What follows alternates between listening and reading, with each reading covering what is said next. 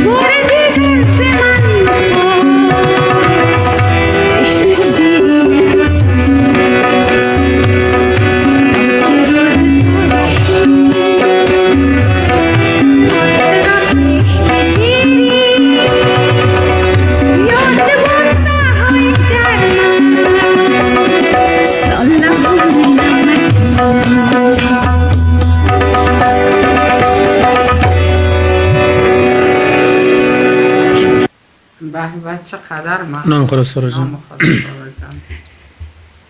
تقدیم همه عزیزان و خوبان تشکری میکنم از کامنت های زیبایتان.